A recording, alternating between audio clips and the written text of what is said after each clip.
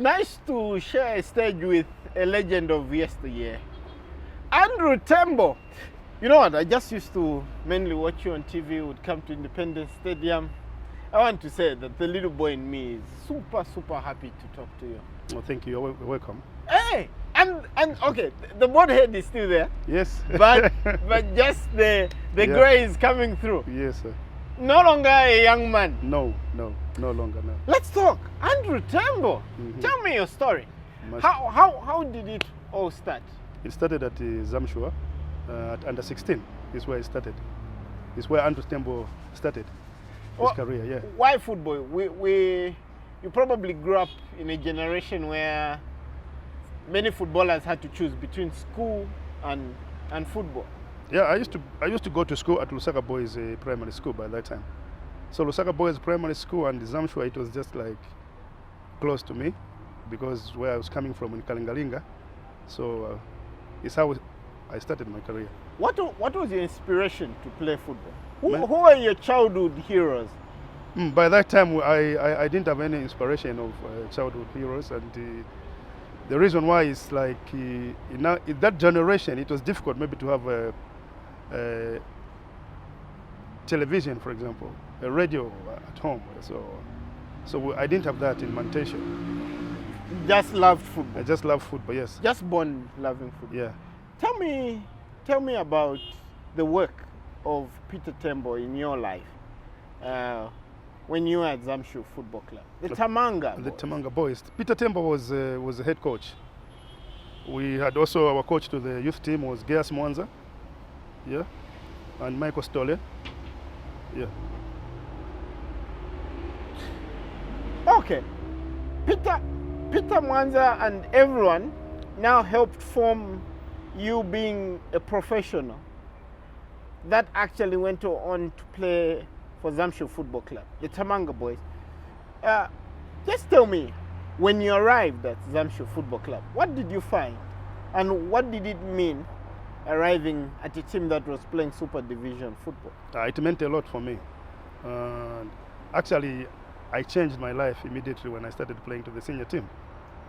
You understand? Sleeping in the hotel, and the salary we used to get was a good money for myself. Never thought about those things as a little boy growing up in Kalingalinga.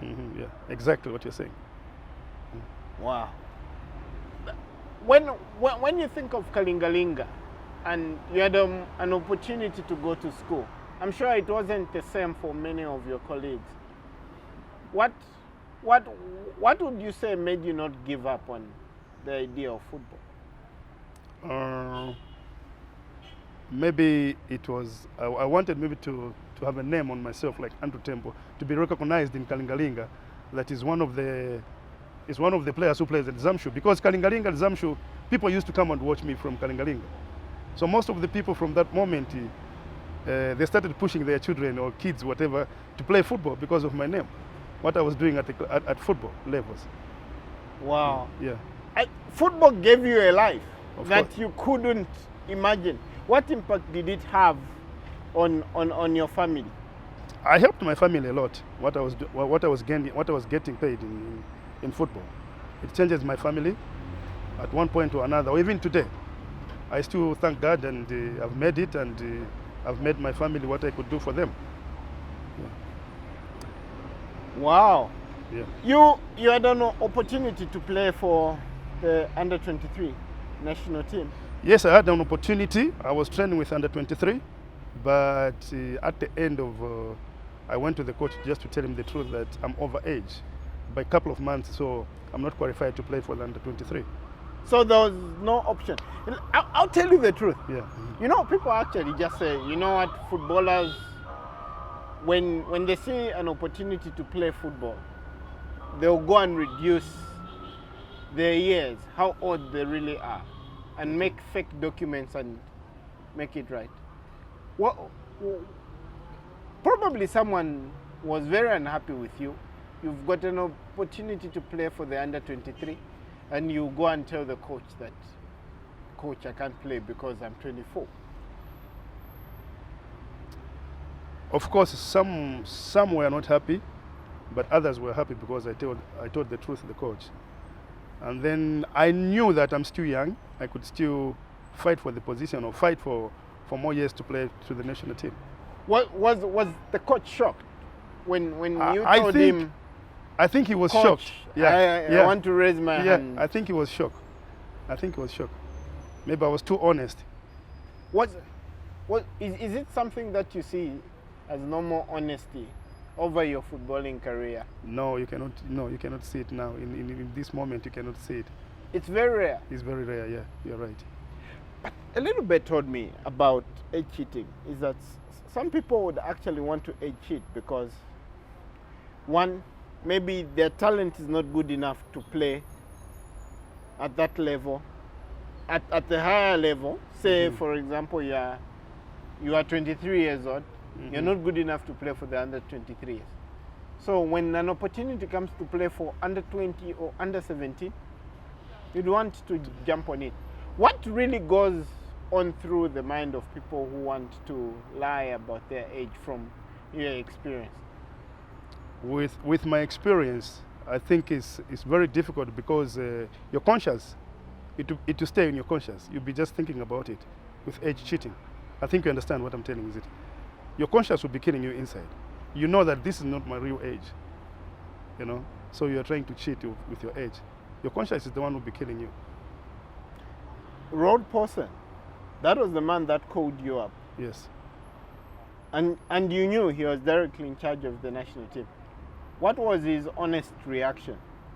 I think he was happy, you know, the Muzungos. I think he was happy. He said, this guy is honest. I think he was happy what I told him. Would you say there are people whose ages you doubted, maybe without mentioning their names, of course, that were in that under 23 team that were called by Rod Paulson? I didn't have that in my intention of start pointing fingers or say knowing that one could be that one. No, me was just to train and to play football. I didn't focus on someone else. I just focused on myself and listening what the coach is telling me to do. I want to pull you back because for you to cheat, it has to take a lot and you have to do it. The work that you did under 16 Zamshu Football Club, what were you taught there?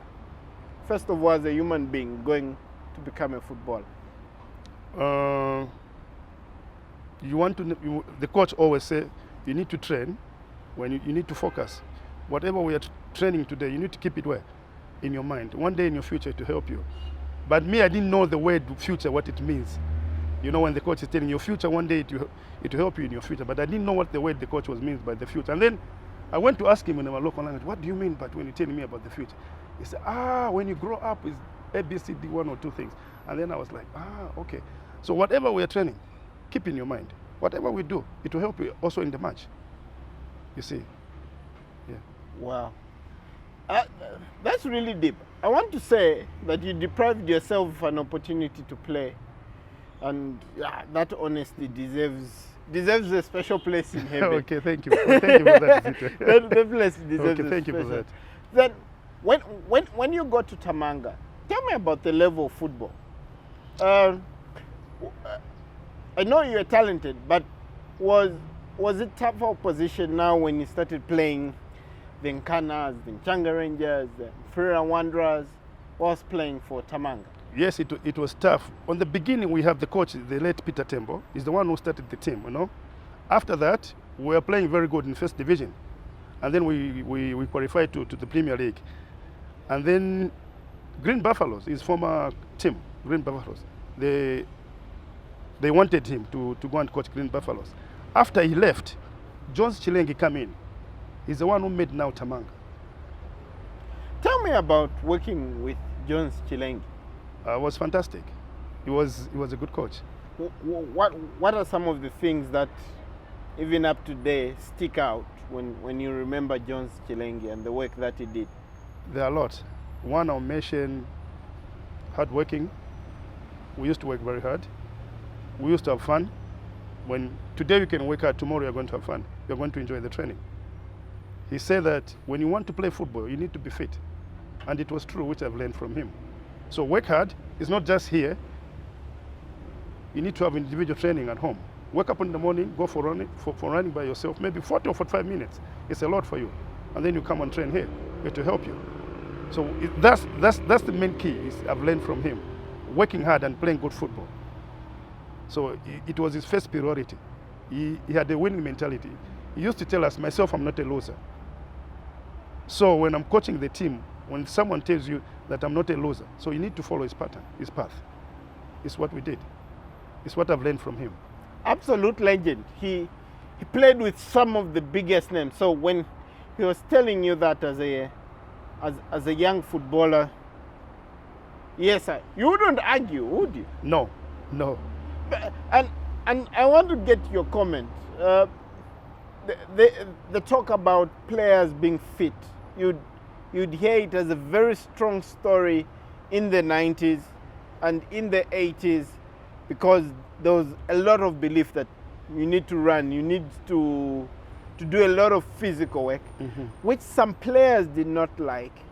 But it's something that even coaches from your generation even want to practice up to today.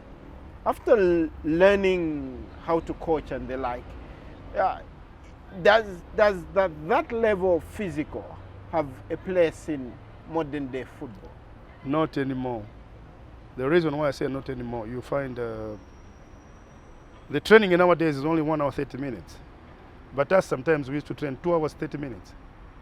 You know, you train more in the morning, maybe you train 1 hour 45 minutes, and then in the afternoon again, maybe you're going to train 2 hours. But nowadays, if they were in this modern football, the players will start complaining and say, we are training too much, our legs are tired. You know. When you look at the modern day footballer, are they fitter than? Are they still fit enough to play football?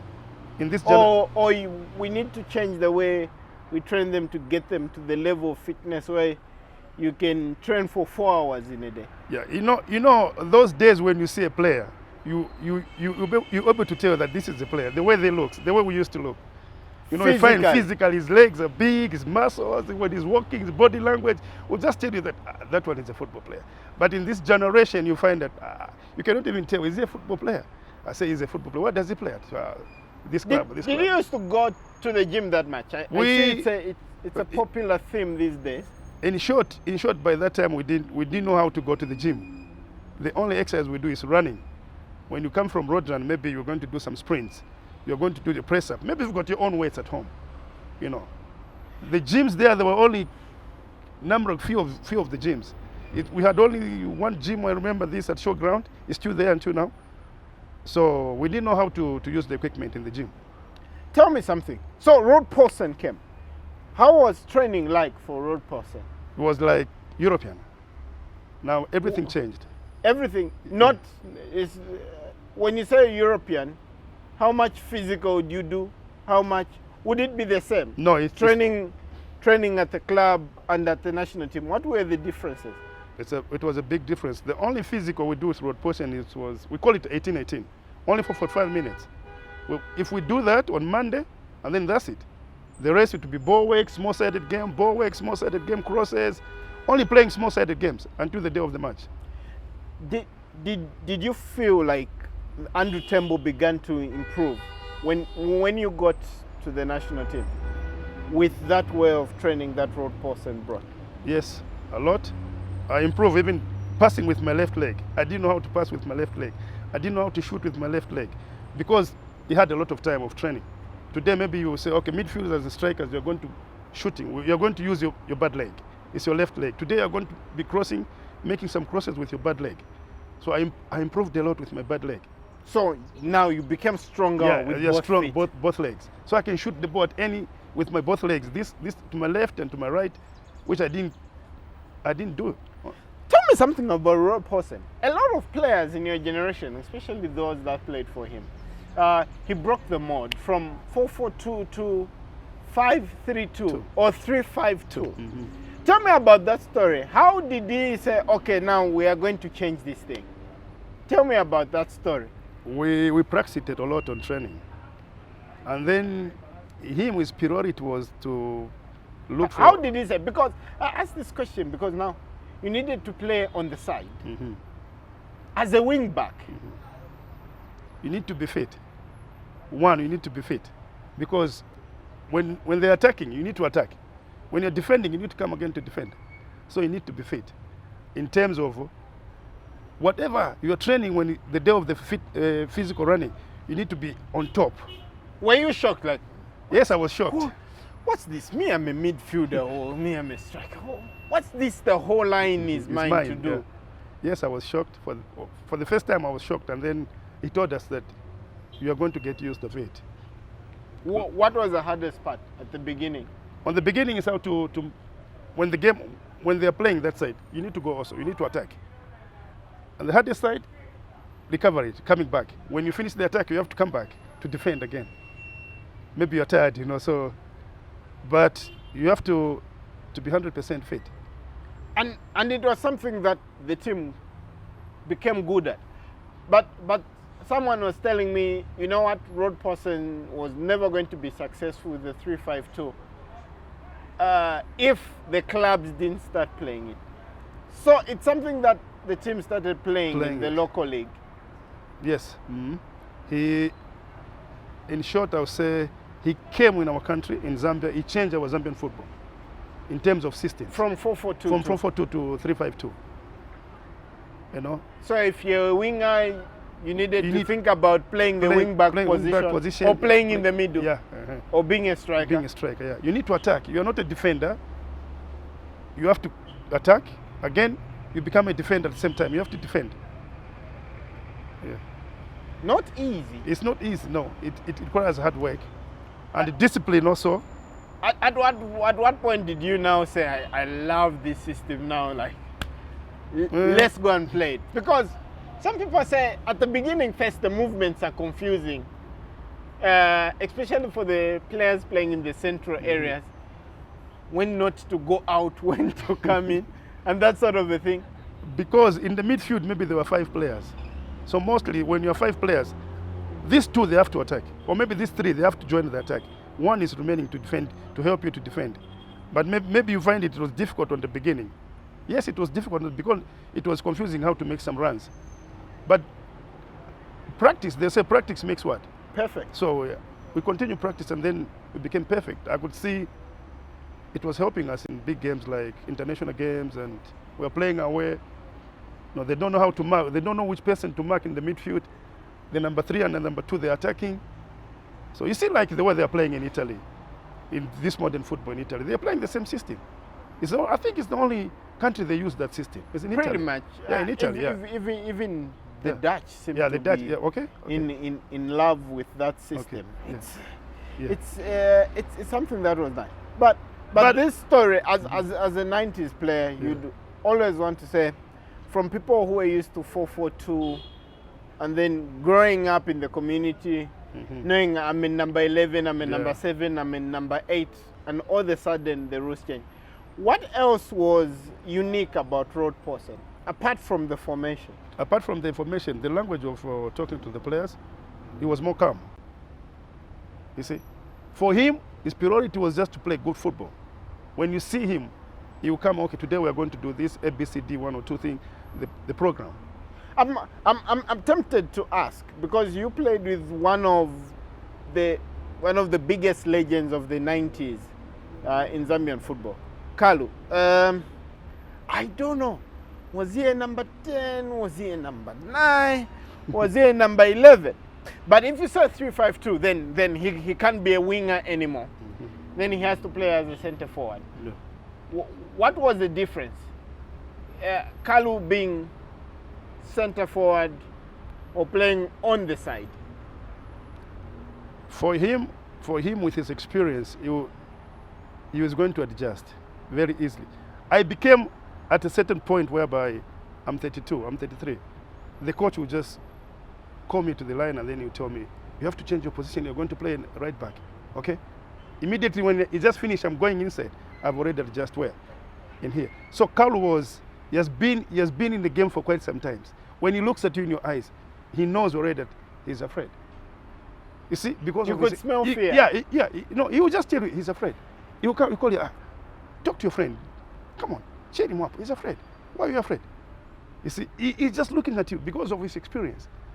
I came to that level also when we were playing football. I could see, I tried to pass the ball. he's making mistakes. I'll change. I won't pass him the ball. I'll pass the other one. And then I'll call him, come, why? You're losing too much of the ball. What are you afraid of? Let's play football. This is not the way you are known. So you see, as the time goes by, you become to have an experience. Tell me the honest truth. And I know you had a lot of confidence in your abilities as a footballer, but we had a team that will go down in history as being the fallen heroes. They died on the coast of Gabon in 1993. Did you have serious, realistic dreams of playing in that team? Did you feel like I can challenge to play in this team? Or that team was, you had idols in that team? Yes, I had a lot of idols in the team. I think starting from the goal until maybe to the number 11 and all the guys were sitting on the bench. I couldn't sit on the bench with that team because I was one of the youngest players. So most of the game I was watching the game to the terraces. But I could train with them. No, I've learned a lot from them. Wow. What kind of place was it? Those foreign heroes, when you get to the... Because you are told you've got players from Ghana, from Mighty Frere Wanderers, in Changa Rangers, and all these big teams around the country. And this is the national team. But when it's club football, they will kill each other. I don't know if they even talk to each other. But once you got to that dressing room, how was it like? It was nice. One, club level and international level is not the same. Because even with the same players? Yeah, even with the same players, when they meet to club level, they kill each other. But when they're there, they love each other. They know what they wanted. You know, they will know what they wanted. At the end of the day, they're going to get something they're going to what? To provide at home. At the end of the day, they're making the nation to be happy. They're making our nation in football to go up. So when they're together, they're just one. As a youngster, when you're playing against some of them, saying Ghana comes to town, and they're national team players that are coming, was club level football different? And when you go and meet the same characters at the national team, was there a difference? Yeah, or yes, it was a big difference. What was the difference? The difference maybe is maybe like you are playing at Udra Stadium, Zamshu Ghana. You see, the stadium, the playing surface is too small. The stadium, it will be too small because look at the guys, the size of the bodies and the Nkanas, the way they play continental football. Maybe Zamshu you are trying to fight and to beat Nkana. So the game was not the same. But when you go to the independent stadium, there's more space. International games, there's more space. Was it scary? Once you get to Independence Stadium, I was told when you get to the dressing room, things change. You start sweating, you start... Is that true about Independence Stadium? It just feels like a different place, especially when it's the national team. It was like fire playing there. You know, like someone is pouring you fire on your head. You know, all that stadium is packed and is waiting for you, or even the president is sitting there. It was not easy to play there. Because if you make 2 or 3 mistakes, get D. Yeah, get D especially, you're out.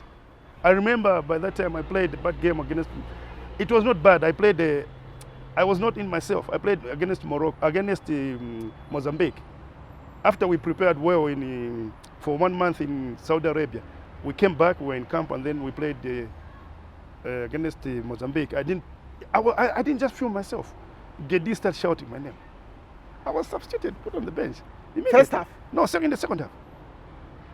So you see, so it was not easy to play there. The game when the game starts, it's like a PlayStation. You control the ball, you look, you pass your friend.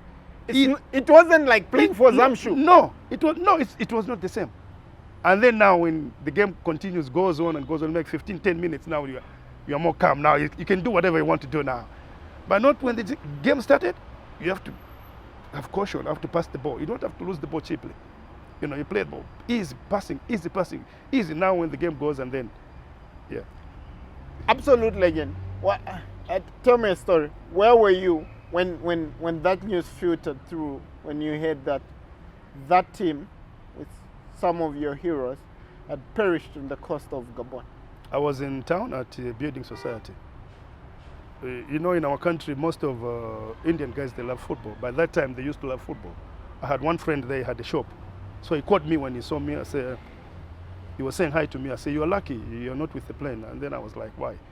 They are still looking for for Zambia national team, the plane is missing. I say, you are kidding. I say, yeah. My brother is home, he's watching on CNN and BBC. They're just waiting to confirm. But the plane is missing, all the guys are gone. I was like, you are kidding. 10 hours breaking news. It was on the radio. And then I realized that I have to go to my parents' place, because by that time I started staying by myself. And then I took a cab, I rushed, I went home. I find my parents are crying. They thought I was in the plane also.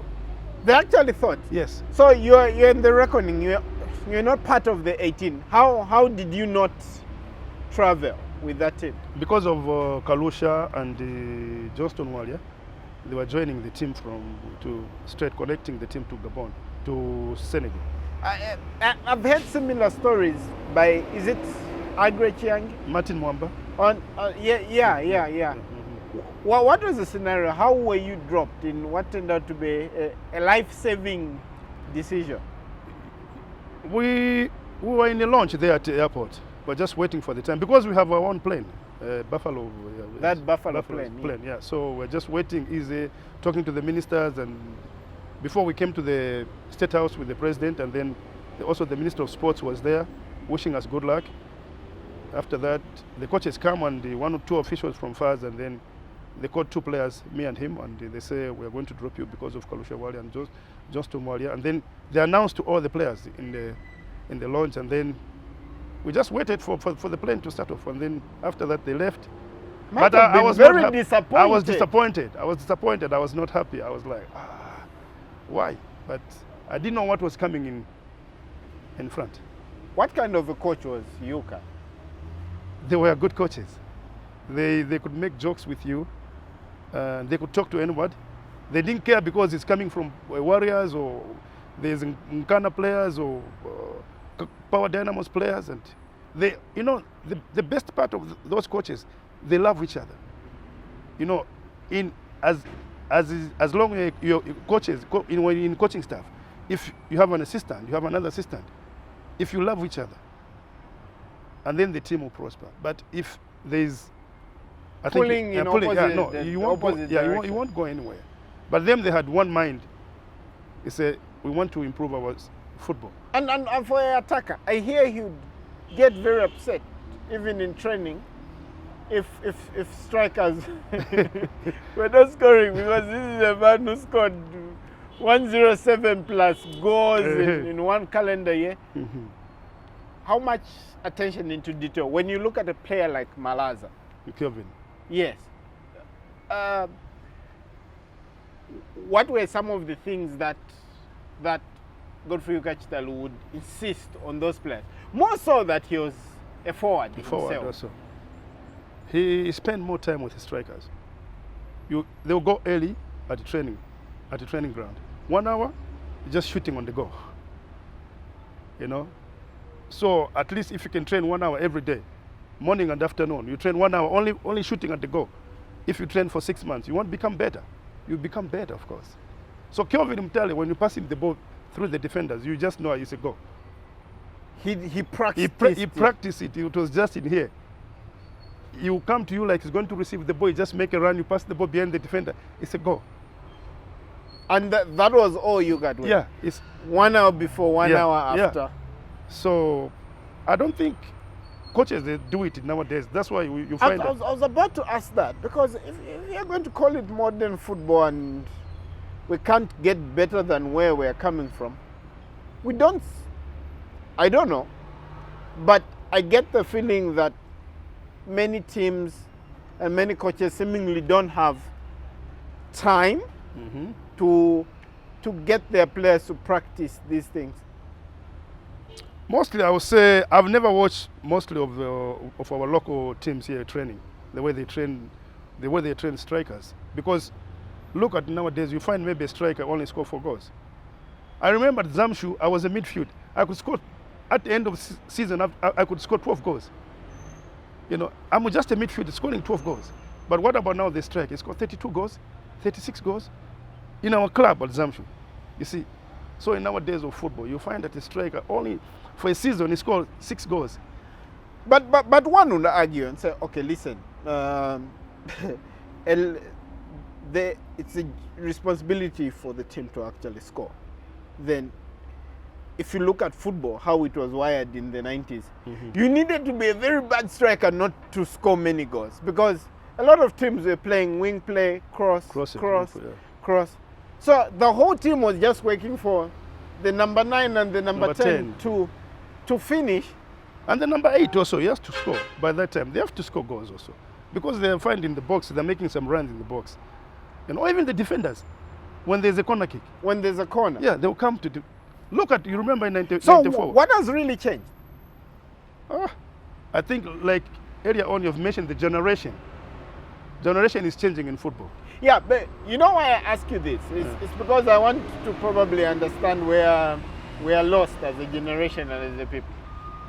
You had the privilege of being coached somehow by the likes of Alex, Computer, Chola, Godfrey Ukachita, and they used to score 50, 40, 60 goals.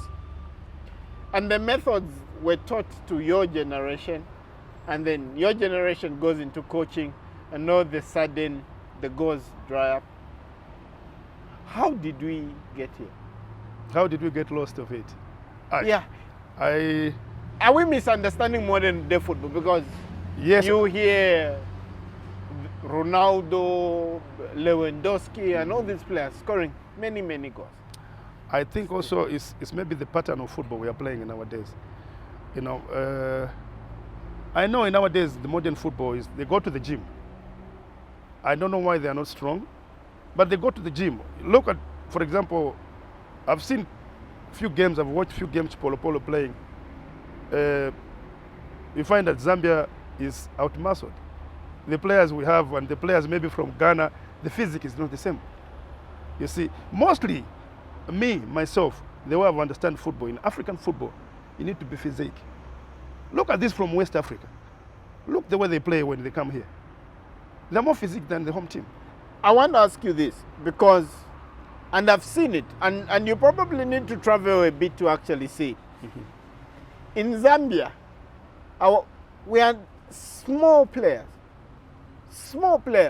and perhaps our biggest asset is that we are quick, we've got skill, we can dribble, and maybe that's how we give these people problems. But the West Africans are tall, big, huge.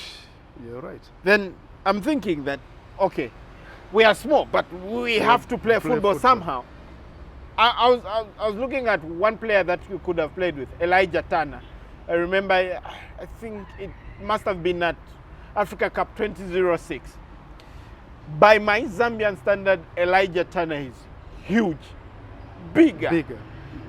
And then I think we're in the same group with Guinea. Then I saw this guy, Bobo Baude, from Guinea. He made, you know, Bobo Baude was there. Elijah was like, okay. Yeah. How do we play? And then you think of football like that, then my coach back home told me, no, run into the box and wait for a cross. And then you're playing against people that are bigger than you. Is it somehow a mistake that we make? Because name any generation, we've never had really big players. No. We've never really had big players. But the one who perished? Big? Yeah, they were big, the guys. Like Samuel Chomba, Watiakeni, Isaac Changwe, but he was not big, but had muscles. John Lungu, John Soko, yes, he was small, but quick and good in tackling, good in defending. So Kelvin Malaza, he was not small. Can you be small and play football? Yes, you can. You know, if you are certain small. Positions, like central defender, can you be short and... I'll give an example of this Muzungu. He played even for... he was a captain in... Real. I'm thinking Fabio Cannavaro. Cannavaro, yes. Cannavaro is the smallest central defender I've ever seen. Yes. So but Cannavaro is a good defender. He's an excellent... he was a world-class defender.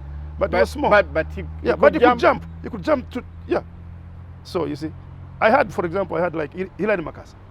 When you look at Hilary Makasa, he was small. I think he was one of the smallest in our team. That generation of mine, in the Niche Polo. But when he got the ball, You cannot get the ball from him. Why? He was smart and quick, but he was small.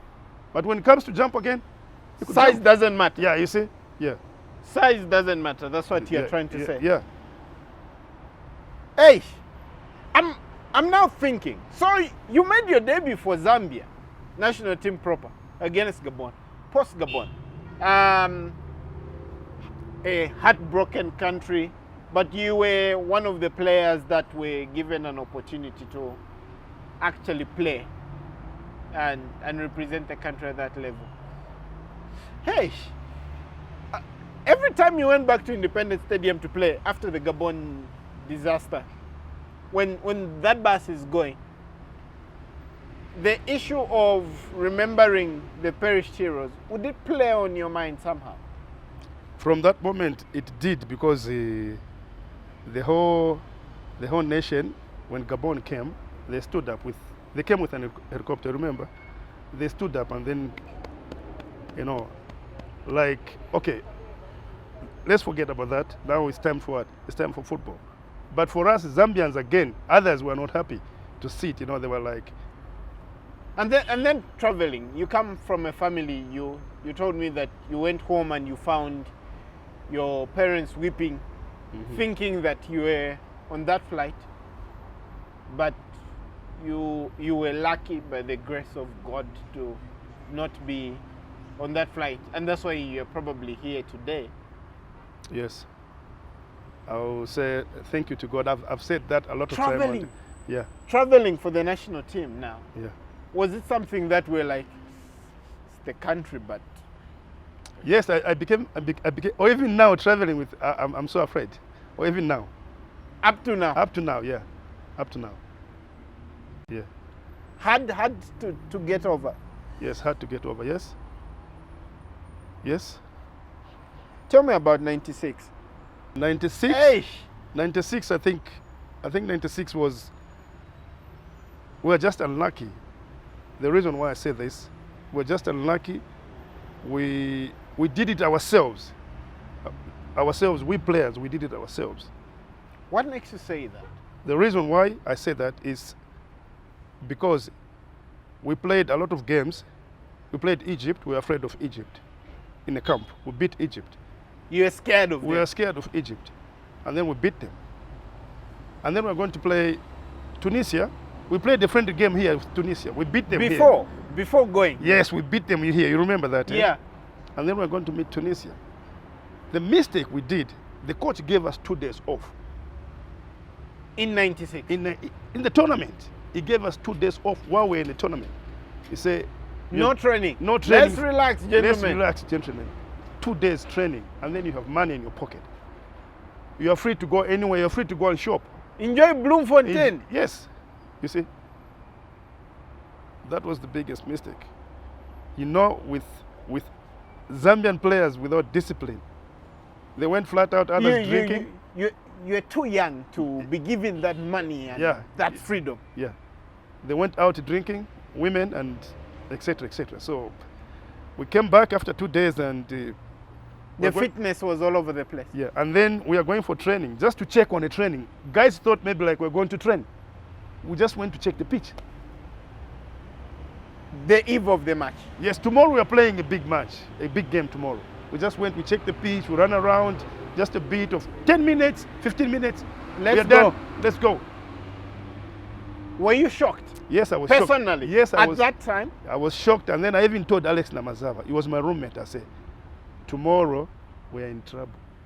He said, are you serious, Nat? Yes, tomorrow you're going to see we are in trouble tomorrow. It just started 10 or 15 minutes. They scored us. You remember they scored us a free kick from here, maybe like 30 meters. You remember the second goal? They hit the ball. James Spear already dived. The ball went there. 2-0 first half. And a lot of people actually say, you know what? It was a mistake to go and play a team that you could face at the tournament. It wasn't that. No, it wasn't that, no. It was just 2 days off. Yeah, 2 days off and a little bit of party. Party, yeah, the guys, yeah. Yes. Could we have won Africa Cup 96? 96. Me, I believe we are going to do it. If we just maintain with like a break today, only for afternoon break, you are free, we can go for shopping, and then tomorrow we train. We're going to win the Africa Cup of Nations, no doubt. 96. No doubt. 96. South Africa were scared of us. We knew that if we beat Tunisia, we were going to beat South Africa. So that Tunisia team, let's scratch history. They didn't really beat us. No, it was just hangover. Yeah, it was just our fault. Eish! This story was never told. But all the same, the country was proud of you, third place, and we clapped for you. But deep down, when you look back at your career, you could have been an AFCON winner. Winner, yeah. We have a good side by that time also. We could play football, could play good football. We had a good side. But yeah, that's the reason why when you're a sportsman or just in life, you need to have discipline. You need to discipline yourself. You know. Have you forgiven people for that 2 days break? I think, or even now, I'll never forgive anyone else who was part of that team, because sometimes when you look at it and then we are going to win the Africa Cup from that day until we waited for how long? Until 2012. 2012. So to 96. So that team that died on the coast of Gabon, very talented. And there's a temptation to think that probably that was the greatest team that could have produced. But they didn't win the Africa Cup. Okay, 88, the Africa Cup didn't take place, but they had 90. Is it Algeria and about? They had 92 to probably win it. They didn't, and unfortunately they died in 93. But the team that succeeds them wins silver in 94. In 96, you win bronze. Having played in the successive team, would you say that their spirit was pushing you to achieve those things, or it was a classic case of you just didn't get the chance when they were alive? I think it was just a classic case because we didn't get chances when they're alive. The reason why I'll answer your question is just a simple word, because by that time in our country we had a lot of talent. One, I'll put it in this way. We could make 3 teams to the national team. We could make A and B and C. By those days, we used to play Zambia A and Zambia B. You remember those times. Maybe the game is taking place at Woodrow Stadium, but still fans will come. The stadium will be full. Maybe you are playing to the B side, you're playing good, you've played good. They'll give you a chance to the A team. But it's which I don't see it now. This is happening in our football today. We had a lot of talent by that time. Still, or that 94 team, it went off. Most of the players were not picked to the 96. We could manage to win the bronze. You see, so we had a lot of talent by that time. Or even now we had talent, but... Yeah, good observation. So, the 94 team was not quite the same as the 96. No. The common denominator were people like Kalu. Emmanuel Munaila also was there in the 94, and then few players I can mention, but they were not in 96. Munaila was called to the 96, but he said, no, I don't want. I don't know what reasons. So, but there were some players who were left out from 94 and 96. I remember Kingsley Musala was there in 96. Andrew Tembo was there, but he was not there in 96 to the Africa Cup of Nations. We were not together with him. You see, so you could see that we still have talent. So, I want to ask you a question that I want to understand and what it really meant. 1998, what in God's name happened to Zambian football? I ask this question because it's very talented. We had talent to spare, according to what you've put it. But 1998, even for your grandchildren who are going to read the history, will be very, very shocked that Zambia was knocked out in the first round of Africa Cup 1998. What happened? I think there was a misunderstanding of players, we have 2 teams in a camp. We have the young ones and the older ones. You see, so these young ones, they were fighting with experienced players. So that's the reason why it didn't work out. How were the young ones thing? And one of the headlining acts of 98 was, all of a sudden, the captain we've known from the beginning of the 90s. Towards the end of the 90s, Bugadzi says, no. This person will not be my captain for this team. The reason was Kalu, he said that I'm not coming. You remember? 98. 98. And then last minute, is when Kalu said he's coming, they dropped Hali Milans. You remember now? And then Kalu came, showed up. So Zizu, Bugat Zizu, I didn't know what was the problem with Kalu. I didn't know. Maybe he didn't like Kalu. But there was a problem between Bugat and Kalu. Yeah. He said, okay, now the captain is Elijah Litana. Everybody was shocked in the camp. And then Kalu is seated there. And then he said, no, this cannot happen. That was Kalu's reaction. Yeah, he said, this cannot happen. He called us in his room and said, I'm the captain. Or everyone in Africa, they know that Kalu is the captain for Zambia. You see, we are walking there in the tunnel. Elijah is putting on the armband, and Kalu has put on an armband. How can you perform on the pitch? What happened? And then we got to the pitch. Yeah. Well, some people actually said, no, the armband was too heavy for Elijah in that game. And Kalu put in a 5-star performance. And then I hear the following game where I think it's him who just retired in the band. He said, no, I've seen, or even me, because I'm pushed by the coach. So he removed the band and to give to Kalu. So it was Elijah saying, no, I'm giving the band to Kalu. Yeah. Not Bugadzi. No, it's Elijah. Himself will just say, no, I cannot do this. He's there, the senior man there. So as a senior player, was it disrespectful to a senior player like Kalu to actually say, you are not the captain, you just go onto the pitch like an ordinary? I think it was disrespectful, yes, I think so. And I could see Kalu, that game we played, he gave in 100%. He played very well, and we tried to win the game, but we couldn't win the game. He wanted to show Bugat that you are wrong. Yeah. What else happened? Fighting over allowances, monthly allowance. You know, professionals. Sinkala was a professional, and Nathan. Andrew, sorry, was a professional in Germany, you remember. And Moses Chon was also a professional. And Perim Tapa in Portugal. And who else? We had some few players who were coming in as a professionals. So, was there a problem? And tell me the truth. Those days, I hear when foreign-based players, first it's the local guys alone that come. Then the professionals start coming in last. Was there a problem when professionals started coming in, from your experience? Because you're one of the professionals. Would you walk into camp and you say, guys are not secure? Would you feel like that? That there was a local camp and a foreign-based camp, or you were one team? On the beginning, we were one team. 96, one team? Yeah, 96, one team together, 96, one team, we were together.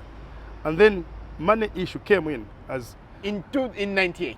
In 98. How much do you pay? How much do you get paid every month to your club? This one mentioned, They said, no, okay, now I'm in charge with the monies. It's the captain, I'm in charge. You young ones, for how many years have been playing for your outside? He said, okay, 2 years, 3 years. Me, 1 year. So, okay, I'll put you on this amount of, I'll put you on this salary. You guys from 5 years to this, I'll put you on this one. This one. Us experienced ones, it's this. You see? That was the problem. That was the problem. Now, so who got upset? The younger ones? The younger ones now. Because of the I could see that it was true. Us, we got a lot of money than one. The younger ones. But we are one what? We are one team. We became two teams now. You see? When you're going to sleep, you find them playing on the room. But I'm trying to think. Where was Bugadzi as a parent, as the senior most man in that group was supposed to say, gentlemen, it's going to be like this? No, Carl had a big influence. You know, he could speak with the president directly. We're in his room, and then you just call him, and then he put the phone on the speaker. He said, "Us, we want this." We want monthly allowance, this and this and this and this, from ABCD to this and this. The man will just come from here straight to his on his hand, like, here is what you want to ask. He's going to pay everyone, the professionals. The rest of the money, you take them back. That's it. So that was the problem in 98. That was the problem in 98. We couldn't play football. We are going for training, others are not happy. Us, we are happy. You try to cheer them up, it didn't work. Booker did nothing, said nothing. Nah, he didn't have any saying about bonuses or this and this. He didn't have any He saying. was just worried about... Yeah, results. He just wanted the results. To keep his name what? On top. Yeah. Wow. CAN 2000. Let's talk about that one. Where what was next that? after that Africa Cup? Bobodorasi, where was that? In Burkina Faso. Burkina Faso. In Burkina Faso, things didn't work out just for us. We were one team. I don't know what happened also. I think we only we drew against Mozambique. I cannot remember. I think we beat Mozambique 2-1. That was the only game we won. Yeah, it didn't work out for us. It was just a big problem. Yeah, it didn't work out for us. I think the preparation was not enough. You remember we went to America for preparation for 1 month. We couldn't stay for 1 month there with Elosporto. Yeah? Elosporto, that's Elosporto, yeah, you remember? It didn't work out. We only stayed there for two weeks, and the players were hungry. We were not eating. Me and Meat, we have to sacrifice our own money. In 2000? Yeah, in 2000, to buy tickets to come back here from America. You remember that? I was there. Harry Milans was there. If you recall, Harry Milans was there. Yeah, it was just like a club. You know, you are lost, and those Elosporto, they're saying they were your sponsors, and they disappeared. They stopped coming to the Monteo where we are. Me and Meat, we start paying for the Monteo, we pay for the food, we pay for the tickets for the plane to come back here with our own pocket money. Were you ever refunded? Yeah, we were refunded for that, yes. Immediately when we came here, we Brought out receipts? the receipts, and we were refunded. Yeah. It was never supposed to happen like that. So the preparation from there, we only stayed here for 2 weeks, and then we went to the tournament. But did we have talent in the 2000? Yeah, we had talent because we had Boyd Muller. We had also, who is this one? The one who is in Sweden. When he got a knee, and then he couldn't. Benjamin Makufi. Yes. Bernard Makufi. Yes. He was talented like a boy. Makufi. From the 99 under-20 that went to the World Cup. We had a lot of talent by that. Who was young one also? So off the pitch problems. 98 off the pitch problems. 2000 off the pitch problems. The team was not managed properly. Yes. We didn't deserve to be knocked out in the first round in 2000. In 2000. I think on my opinion, I think on the preparation we are not ready. We are not ready. Yeah. We are not ready in terms of we didn't do anything in America. At the end of the day, you find that you just went. We just went. Yeah, we're supposed to go for training. Players didn't eat breakfast in the morning. How are you going to train? In the afternoon, maybe we eat only bread and juice. We just go there for 1 hour, we train, 1 hour, we come back. The next day, the coaches are telling us, tomorrow we're not training the whole day. We are preparing going to the Africa Cup of Nations. So we even went to Honduras to play a friendly game there. Only 16 players instead of 23. Only 16 players. Others were left out. We went, we played there, we lost, we came back. We got paid $100 only for 16 players. Others were not paid. Those $100 again, you have to sacrifice for a friend to eat, or for yourself to eat. So there was no food provided? There was no food provided. Nothing. That was the case of 2000? That was the case, yeah. That was, on my opinion, that was the case, I think. We even only stayed here for 2 weeks, and then we went to the tournament. Waste of time going to America. We only play one friendly game. And then, funny enough, we go to 2002, and the same thing happens. Now, I wonder how you're feeling. 96, you feel like we can win this. 98, oh my God. 2000, Lord have mercy. Now, 2002. 2002, did you have any serious hope for the national team? No, I think I was not part of the team, I think. At that point? Yeah, I was, but I got a put muscle, and then I walk away from the campus. I cannot manage. But fans, they thought maybe it was just a fake injury. Yeah, but myself, I had a problem. I had the put muscle. And then after that, immediately I left. I went back to Denmark for the treatment. I stayed there also. It took me almost like 1 month to recover. I started slowly again. It pulled again. So I stayed 1 month, 2 weeks without training. Were you thinking your countrymen were going to do something at 2002? Yes, I had hope. I had hope because you remember also Emmanuel Zulu was there, but I don't know what happened. I don't know what happened to him. I heard like last minute was dropped, if I'm not mistaken. I don't know what happened. Yeah, we had lot of young players and with experienced players. The Elijahs were there. The Milanzis also came in by that time, I remember. Yeah. So, yeah. Sad. Yeah, sad. Sad for our nation. How did your national team career finish? Just for the record, because after that, pulled muscle. Yeah. Never got to see Mr. Tembo in action. That number 12 was not going to be yours anymore. Yeah, I think Carlo came in. He became the coach. Technical director, 2003. Yeah, and then I think he came with his own idea also, like, I don't want experienced players in the team anymore. You know, I was left out, he didn't call me. I didn't have any call up to the national team. From that moment... Were you hoping for it? Yes, I was hoping. Yes, I was hoping. By that time, I was only 32. I was hoping. You know, I was playing good football in Denmark. By that time, I still had energy to play. I was hoping. At 10:33, it was the same. I still have the energy to play for the national team. It was the same. I knew that okay. Now it's game over. Now it's game over. It's game over. I even came one day, one holiday. I even watched one game here. We played, we won here. Yeah, when I came for holiday. Yeah. I knew that now it's over. What was your happiest moment being a footballer? The day we beat Egypt. In 96? 96, yes, I was so happy.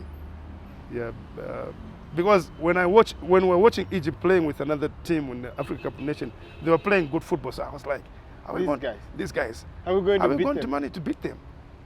That was one of the happiest moments for me to beat Egypt. I will never forget that in my entire life. Saddest? Saddest? Gabon crash. That's the saddest. We beat Mauritius in Mauritius. I was there watching, and the moment that apparently also saved your life, your dropping, is also your saddest. My saddest also, yes. You're right. Yeah. There's a part of you that makes me feel as though I wouldn't have minded being at the Heroes Acre. If you knew, were you going to take it on the chin? If this plane is not okay or something is going to happen to it, I'll still go. Would you have loved to be viewed as one of the people that lost their lives in terms of sacrifice for this country? Yes, because I was going to know what, because we don't know what is in front of us. We just know where we come from. So if that happened, it happens. Let's talk about one final thing. Okay. So you went to play in Europe. Different culture, different people, different philosophies. I want to talk about camp rules. I'm told you people in Europe don't camp the way we camp back home. Totally different rules. How big of a culture shift was it for you? It was big. It was huge. I'll mention. You're shocked, are these guys out of their minds? Yeah. And when you remember 96 and yeah, also discipline-wise, you know, when you're there, you have to be disciplined. You need to be disciplined. You need to be totally 100% disciplined. When it comes to discipline, you just have to look on your shoulders. I'm here. I'm getting a lot of money, and I'm playing good football. Tomorrow we're playing a big game. Why should I go in maybe in a cafe and then I start drinking? You know that your supporters is going to see you, so you just have to be home. It's only like 24 hours. It's only like 12 hours. The next day you are free. You see, so we just come from home maybe like 11 o'clock. We meet at the hotel. We eat a bit of snack, and then 15 hours we have to go to the pitch. You play the game. It's over. You are free. Final question. Okay. Yeah. Can a footballer take alcohol? Yes, you can take alcohol. Do you know why? Alcohol is nothing when you just sweat. Yes, you can take alcohol. I used to see where we're in Denmark. When we play the game, there's alcohol in the bus. The coaches will allow you to drink at least 2 or 3, 4 beers. You see? Going for the game? No, after you play the match. Alcohol is not a problem, but the way you take it, if you overtake it, in a week you take like 3 or 4 times. Now it's become dangerous. Okay. Yeah. I think what you've said is you can have a bottle or a glass, not bottles and glasses. Andrew Tembo. Okay, thank you very much. much. Okay, welcome. Pleasure is all mine.